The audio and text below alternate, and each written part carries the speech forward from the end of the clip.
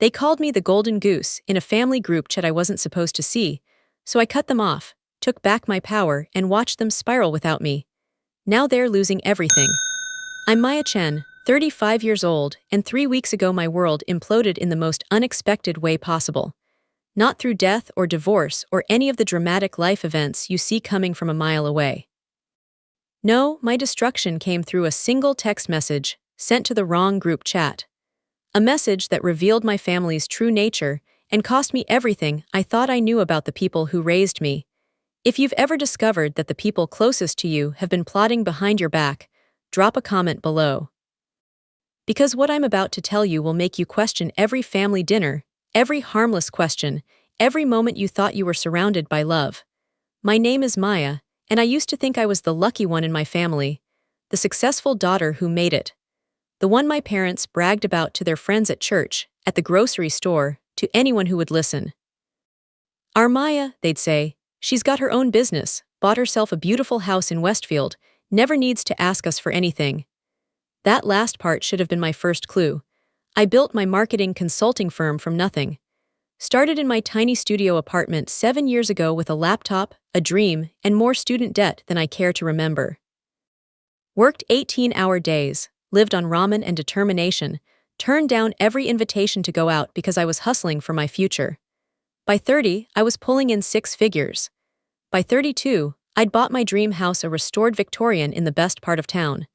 By 34, I had 12 employees and was being featured in business magazines as a rising entrepreneur to watch. My parents, Linda and David Chen, were immigrants who came here with nothing and built a modest life through sheer determination. Dad worked double shifts at the electronics factory. Mom cleaned offices at night after spending days watching other people's kids for cash under the table. They sacrificed everything so my brother Jason and I could have opportunities they never had. Or so I thought. Jason took a different path. At 28, he was still finding himself. 3 colleges dropped, a dozen jobs quit, now living in our parents' basement chasing crypto dreams that mostly meant staring at charts and losing money. But being the successful sibling in an immigrant family means one thing: you become the bank. Not officially. No one ever says it. It just builds slowly: $200 for Dad's tires, $300 for bills, always with the promise they'll pay me back. Then came Jason's rent, just temporary, followed by Mom's guilt trips. When Dad got laid off, it turned into flat-out pressure. Maya, we're about to lose the house. Over 2 years, I gave them over $40,000, thinking I was helping people I loved, until the truth hit me like a freight train. It was a Tuesday morning, 9:47 a.m. I was in my office when a group text came through: Chen family business, one I wasn't supposed to see.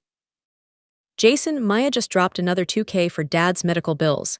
She's so fucking gullible, easier than stealing candy.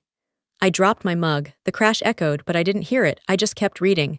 Dad, don't get cocky, space out the asks, if she catches on, we lose our golden goose.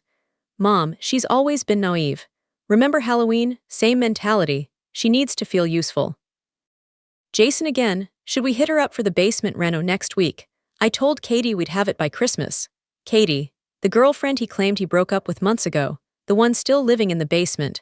Then came more: Dad laughing about a golf trip, Mom planning a shopping spree, Jason bragging about using my money for crypto rigs and gaming gear, all while mocking me for lecturing him about responsibility. The last message.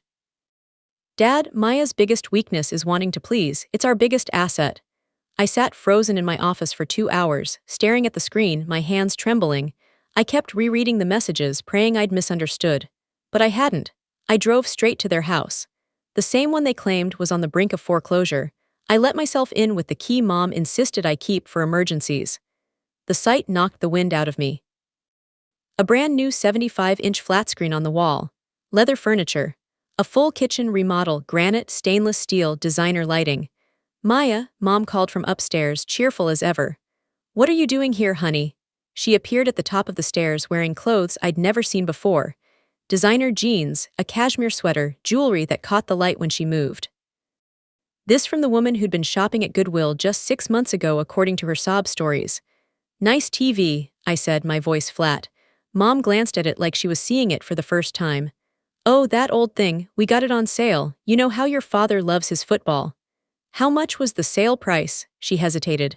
I don't remember exactly. Because I'm looking at the same model online right now, and the lowest price I can find is $2,800. The color drained from her face. Maya, why are you acting so strange? I pulled out my phone and read Jason's message aloud. Maya just dropped another 2K for Dad's medical bills. She's so fucking gullible. The silence was deafening. Mom's mouth opened and closed like a fish gasping for air. Behind her, I heard Dad's footsteps on the stairs, then his voice calling down. Linda, who's here? Just Maya, she called back, her voice strained.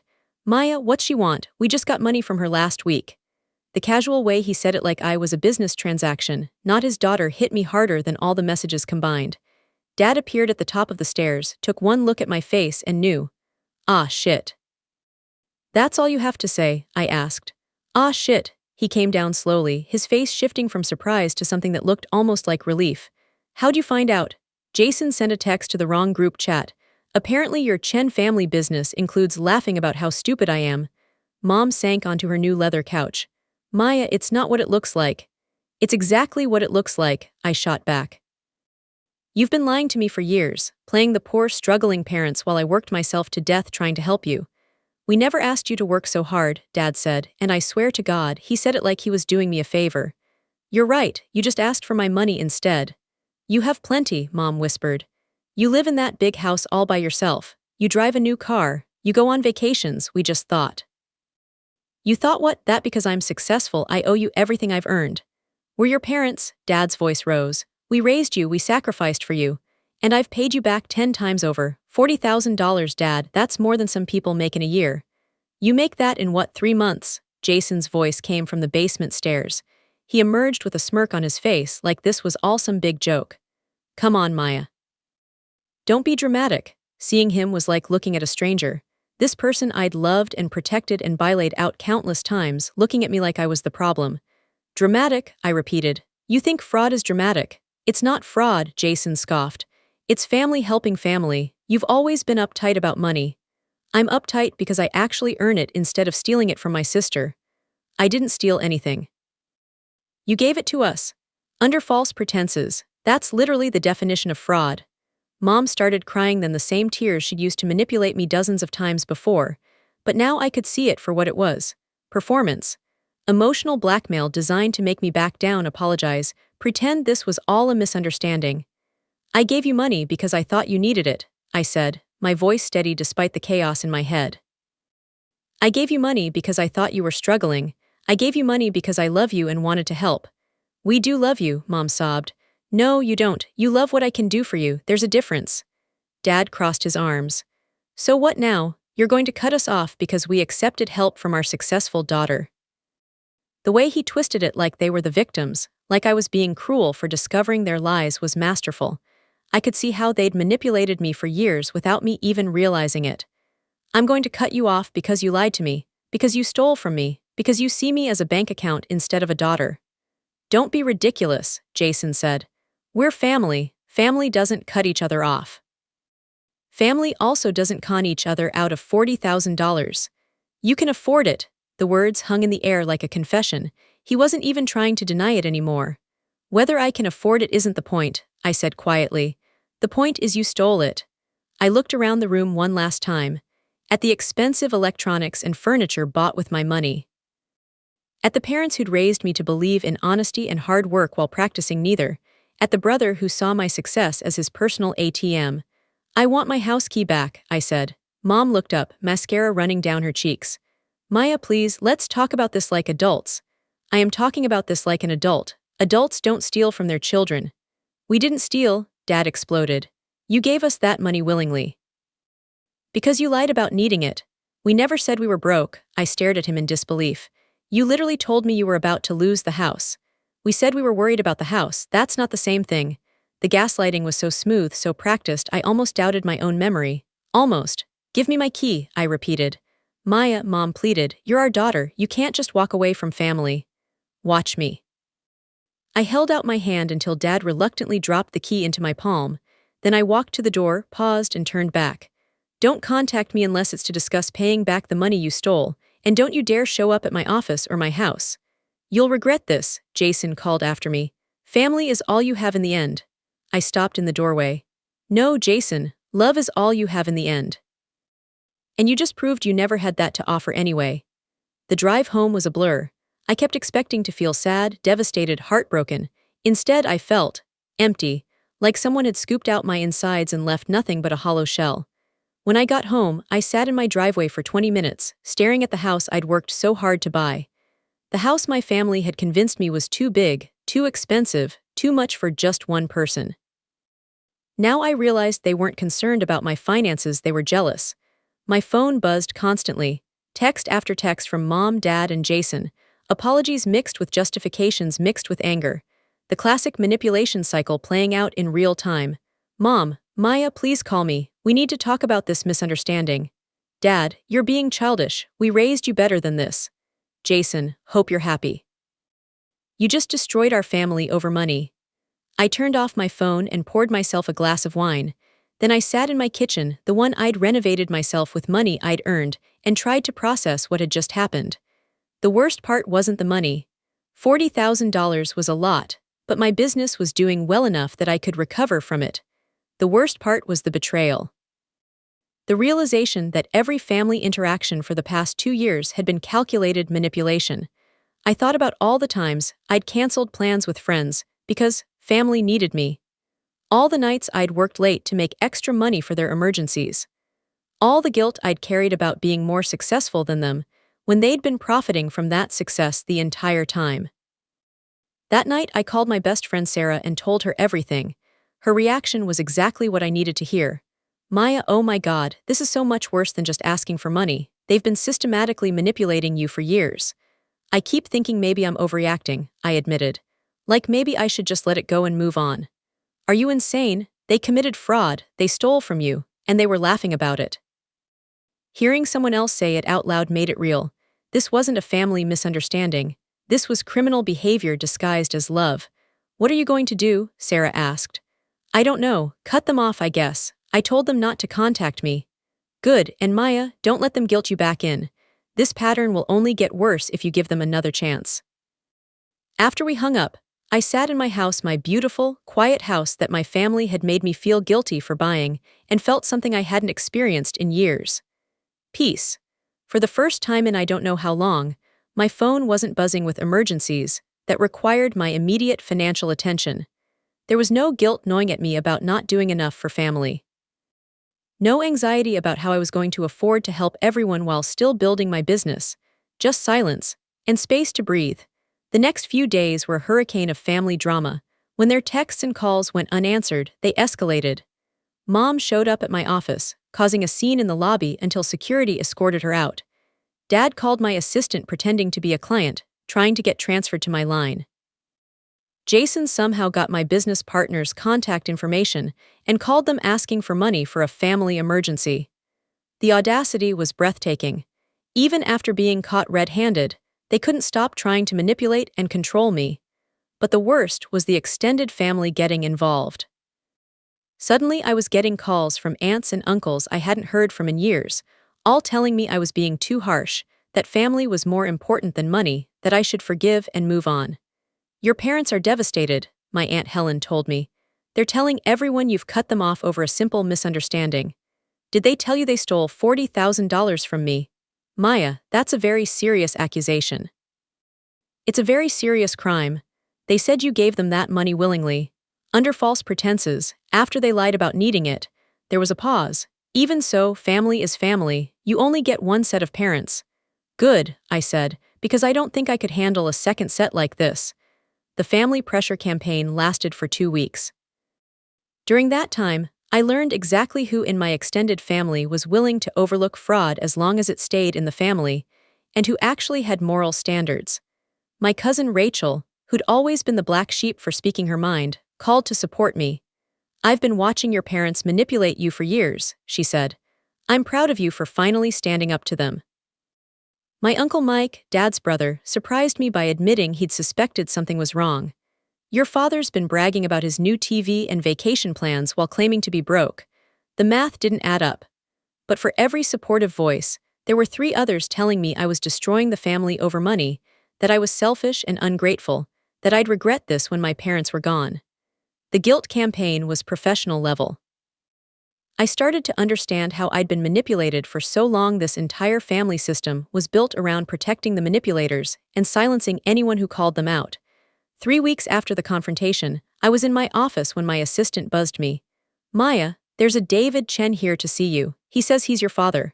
My stomach dropped. "Tell security to escort him out. He's already on his way up." Before I could respond, Dad walked into my office like he owned the place. He looked older than I remembered, more tired, but that could have been an act too. After what I'd learned, I didn't trust anything about him anymore. "We need to talk," he said, closing the door behind him. "We needed to talk 3 weeks ago, before I found out you've been stealing from me." "I didn't steal anything." "Fraud then, theft by deception. Whatever you want to call it." He sat down in the chair across from my desk without being invited. "Maya, you're my daughter, you're successful, you're making good money, and we're proud of you. Proud enough to steal from me. We never stole, we asked for help and you gave it. You lied about needing it. We never said we were destitute." There it was again, the gaslighting so smooth I almost questioned my own memory. But I'd saved every text message, every voicemail, every guilt trip about how they were about to lose their house. "Dad, I have documentation of every lie you told me, every fake emergency, every made-up medical bill, every crisis that somehow required exactly the amount of money you wanted to spend on something else." He leaned back in his chair. "You're going to destroy your family over money. You destroyed our family when you decided to treat me like a mark instead of a daughter. You're being dramatic. I'm being honest, something you've apparently forgotten how to do." We stared across the desk, the man who preached integrity while practicing manipulation, who told me family was everything while treating me like an ATM. "What do you want from me?" I asked. "I want my daughter back. She never left." "Your bank account just learned how to say no." "That's not fair." "Fair," I laughed hollow. "You stole $40,000, lied to my face, laughed behind my back, but I'm the unfair one. We love you, Maya. No, you love what I provide, success you didn't earn, money you felt entitled to, a daughter stupid enough to believe you for too long. You're my blood, and blood doesn't entitle you to my bank account." He paused. "So you're cutting us off." "I'm cutting off the lies. If you want a relationship, start with honesty and pay back what you took. We don't have $40,000.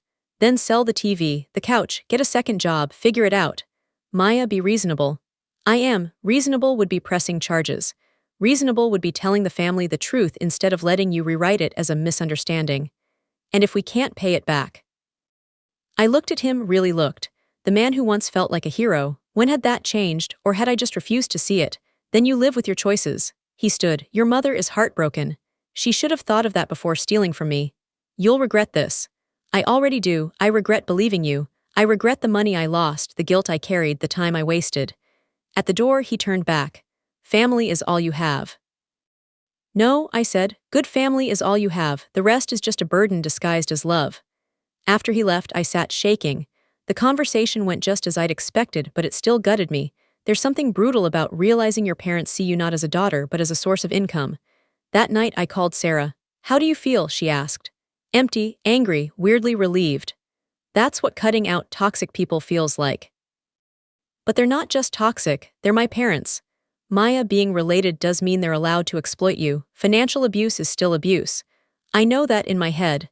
And your heart is catching up. You're not just grieving your parents, you're grieving the version of them you thought was real. She was right. It was like a death. Except the people were still alive and still trying to pull me back in. The next few months were hard. Holidays were the worst. No family dinner to attend, no one to buy gifts for, no traditions to maintain. I spent Thanksgiving with Sarah's family and Christmas alone, which was depressing but also oddly liberating. My business, freed from the constant drain of family emergencies, began to thrive in ways I hadn't expected. Without the guilt and stress of constant manipulation, I had more energy to focus on work. I took on bigger clients, launched new services, and expanded my team. The money I'd been giving to my family went into savings and investments. For the first time in years, I was building wealth instead of just funding other people's lifestyles. But the hardest part was the isolation. Cutting off my family meant losing most of my extended family too, cousins who sided with my parents, aunts and uncles who thought I was being too harsh. A social circle that had revolved around family gatherings and shared traditions. I had to rebuild my entire support system from scratch. Sarah introduced me to her friend group. I joined a hiking club and met people who shared my interests. I started going to networking events not just for business, but for genuine connection. Slowly, I began to understand what healthy relationships looked like. People who were happy for my success instead of resentful. Friends who offered support without expecting payment. Connections based on mutual respect rather than obligation and guilt. 6 months after the confrontation, I was hiking with my new friend group when my phone rang. It was a number I didn't recognize, but something made me answer. Maya, the voice was unfamiliar. This is Dr. Patricia Wang at Mercy General Hospital. I'm calling about your father, David Chen. My stomach dropped. What happened? He's had a heart attack. He's stable now, but it was serious. He's asking for you. The old Maya would have dropped everything and rushed to the hospital, would have forgotten all about the lies and manipulation and focused only on the fact that her father needed her. But I wasn't that Maya anymore. Is he going to be okay? I asked. The next 24 hours are critical, but his prognosis is good if he follows medical advice. Thank you for calling. Please let him know I hope he recovers quickly. Aren't you coming to the hospital? I looked around at my hiking group people who'd shown me more genuine care in 6 months than my family had in years. People who celebrated my successes instead of trying to profit from them. No, I said, I'm not.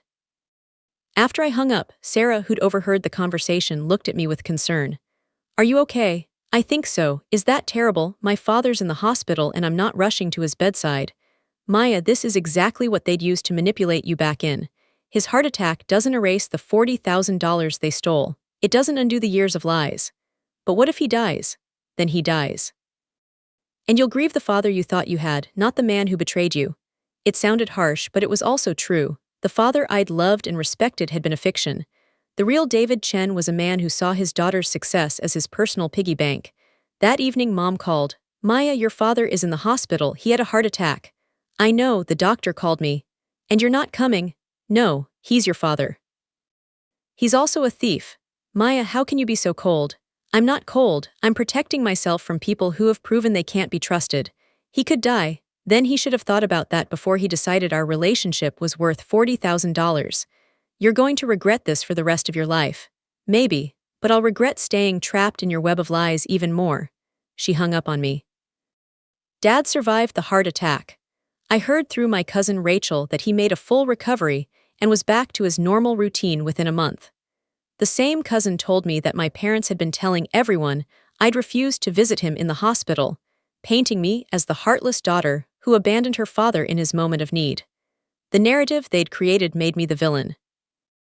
The ungrateful child who turned her back on family over money. It hurt, but it also confirmed that I'd made the right choice. Even facing a health crisis, their instinct was to manipulate and control rather than take responsibility for their actions. A year after cutting them off, I got a letter, not from Mom or Dad, but from Jason. Maya, it began, I know you probably don't want to hear from me, but I need to tell you something. Katie left me last month. She said I was just like Mom and Dad, manipulative, entitled, always looking for someone else to blame for my problems. She was right. I've been thinking about what happened between us, and I realize now how wrong we were. Not just about taking your money, but about the way we treated you. You worked so hard for everything you have, and instead of being proud of you, we saw you as a resource to exploit.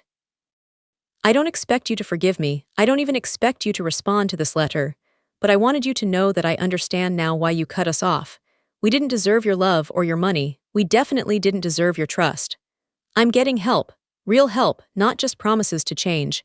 And I'm going to pay you back every penny I took from you, even if it takes me 10 years. I miss my sister. Not the bank account, not the safety net, but the person who used to believe in me even when I didn't believe in myself. I know I destroyed that, and I know it's probably gone forever. But I wanted you to know that I see it now. I see what we did to you, and I'm sorry. Love, Jason. P.S. I've been working 2 jobs and living in a studio apartment across town. I'm not asking for money or help or anything except the chance to prove that I can be better. You don't owe me that chance, but I'm going to earn it anyway. I read the letter 3 times. The first time, I was angry. This felt like another manipulation, another attempt to get back into my good graces. The second time, I was sad, mourning the brother I'd thought I had and the relationship that was probably gone forever. The third time, I was cautiously hopeful. Not hopeful enough to respond or reach out, but hopeful enough to file the letter away instead of throwing it out.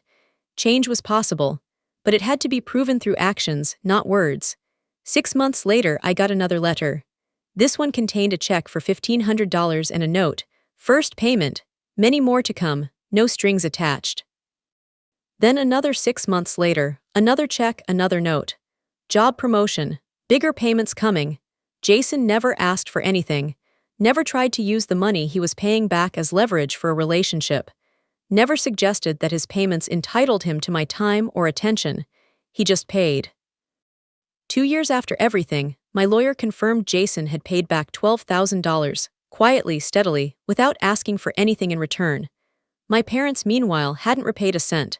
According to Rachel, they were still playing the victims, telling anyone who'd listened that I'd abandoned them over a misunderstanding. But Jason had changed. When he wrote asking if we could grab coffee, no agenda, no pressure, I said yes. We met at a quiet cafe downtown. He looked leaner, older, but more grounded, like someone who'd been broken and rebuilt. You came, he said. I almost didn't. I understand. We sat in silence. Then he said, I've been in therapy. I realized we didn't just take your money, we used your love against you. He admitted how entitled they'd all felt. That blaming me was easier than facing their own failures. Now I know you don't owe me anything, he said. Not this conversation, not forgiveness. If I want anything from you, I have to earn it. I can't go back to how things were, I said. Even if you repay everything, I can't be the family bank again. I wouldn't want that, it wasn't love. We talked for 2 hours, about life apart, about growing up. When we left, he hugged me and said, I'm proud of you. Thanks, I said and meant it. Since then, we've met for coffee a few more times. Jason keeps repaying me without strings. He's in community college now, studying accounting. Steady work, no drama, my parents, still cut off, still blaming me, still refusing responsibility. But Jason is different. I don't know if we'll ever be real siblings again, too much was broken, but he's showing up. And that counts. As for my parents, I've accepted the truth, they may never change. They'll die thinking I chose money over family. But I didn't. I chose self-respect over manipulation, truth over guilt, a future over their greed. And I'll never regret that. Today I have a thriving business, healthy friendships, financial peace, and most importantly, boundaries that hold. If you see your family in mine, hear this, you don't owe anyone your success. You're not selfish for protecting your peace. And you're allowed to walk away, even from blood. Because love, without respect, is just control dressed up in family ties. And you deserve more than that. Family is supposed to be a source of love and support, not a burden disguised as obligation. If the people in your life only show up when they need something, they're not family, they're opportunists wearing the mask of love. You deserve better. You deserve relationships based on genuine care, not financial transaction. You deserve to keep the money you earn and spend it on your own priorities. And if choosing yourself over their greed makes you the villain in their story, then be the villain. Your peace is worth more than their approval. Sometimes the strongest thing you can do is walk away. Sometimes the most loving thing you can do is refuse to enable. Sometimes the best family is the one you choose for yourself. I chose myself. And for the first time in my adult life, I'm genuinely happy. That's worth more than $40,000. That's worth more than their approval. That's worth everything.